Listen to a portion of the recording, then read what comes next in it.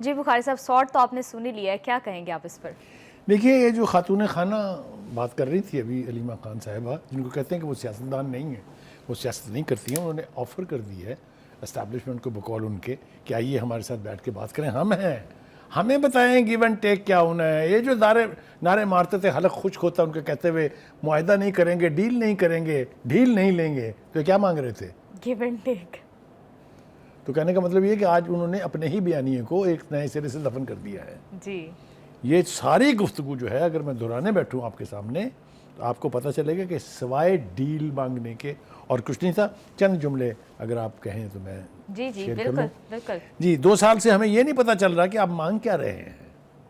آپ بتائیں بانی پی ٹی آئی کیا چیز چھوڑیں تو آپ اسے رہا کریں گے؟ ہم بیٹھیں گے، آپ بتائیں گیو اینڈ ٹیک کرنا چاہتے ہیں؟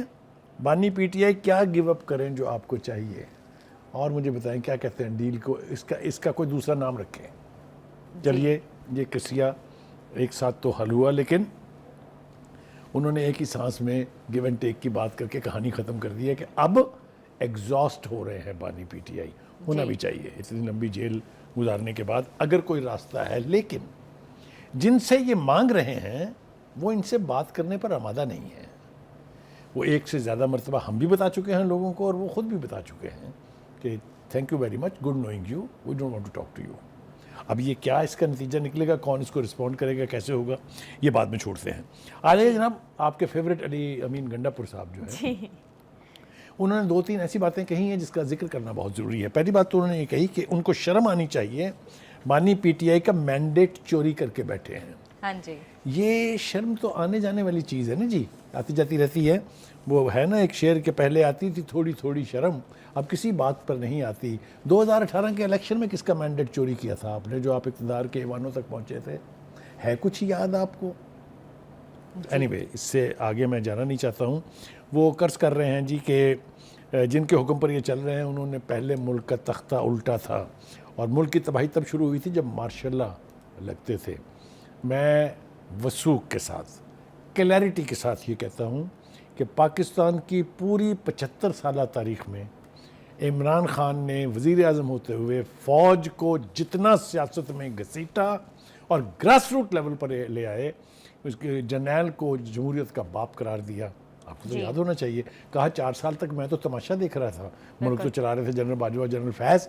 یہ ہے وہ حرکت جس کی وجہ سے فوج جو ہے اس کا نام بھی بدنام ہوا ہے، آپ کی حکومت بھی گئی ہے، آپ کو ووٹ آف نو کانفیڈنس کے ذریعے نکالا گیا ہے۔